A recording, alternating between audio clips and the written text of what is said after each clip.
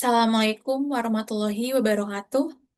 Perkenalkan, nama saya Fadia Cantika Sari dengan NIM 2502010200045. Saya merupakan dari kelas MJ 503 Perpajakan. Di sini saya akan mempresentasikan hasil kerja kelompok dari kelompok satu kemarin.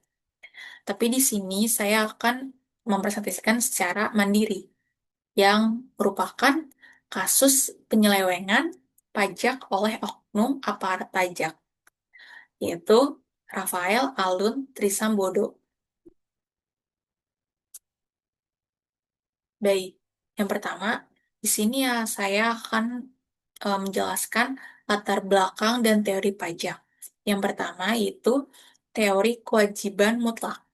Pajak adalah kewajiban yang harus dibayar oleh setiap warga negara tanpa perlu dikaitkan dengan manfaat langsung yang mereka terima. Dalam kasus Rafael, kewajiban pajak ini justru dimanipulasi. Yang kedua, teori asuransi. Pajak seperti premi asuransi agar negara bisa melindungi. Tapi dalam kasus Rafael, berkurang karena adanya praktik suap. Yang ketiga, teori daya pikul. Pajak harus dibayar sesuai dengan kemampuan masing-masing orang. Dalam kasus Rafael, pajak dilanggar oleh perlakuan istimewa bagi penyuap. Ya, begini kronologi kasus dan permasalahan. Yang pertama, kronologinya. Rafael Alun ditangkap KPK pada April 2023 atas gratifikasi. Aset yang disita sebesar 32,2 miliar. Terbukti terima suap Rp 10 miliar, lalu melakukan pencucian uang dan divonis 14 tahun penjara pada Januari 2024. Yang kedua, identifikasi masalah. Korupsi dan gratifikasi penyalahgunaan wewenang, pencucian uang, erosi kepercayaan publik, kelemahan pengawasan internal, dan ketidaksetaraan akses pelayanan. Selanjutnya adalah peraturan yang dilanggar dan kerugian negara. 1. Regulusi yang dilanggar yaitu ada UU KUP nomor 28 tahun 2007, yaitu mengenai asas keadilan.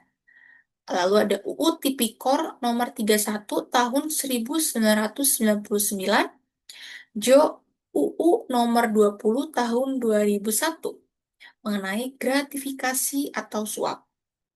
Yang selanjutnya ada UU TPPU nomor 8 tahun 2010, yaitu menyembunyikan dana. Yang terakhir ada Kode Etik PNS yang mengenai integritas dan kejujuran. Yang kedua, yaitu potensi kerugian pajak. Negara kehilangan potensi dari PPh pasal 21 sebesar 3 miliar rupiah dari gratifikasi Rp 10 miliar yang tidak dilaporkan. Selanjutnya, analisis putusan pengadilan dan rekomendasi.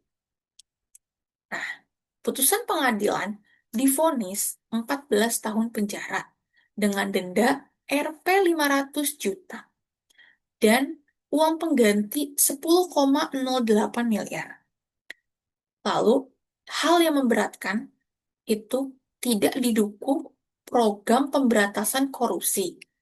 Dan hal yang meringankan, yaitu dari pengabdian Rafael lebih dari 30 tahun sebagai PNS.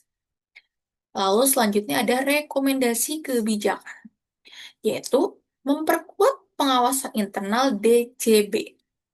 Lalu ada digitalisasi layanan, pajak, transparansi LHKPN, sanksi yang lebih berat, pendidikan etika, kolaborasi dengan PPATK atau KPK, dan reformasi kelembagaan.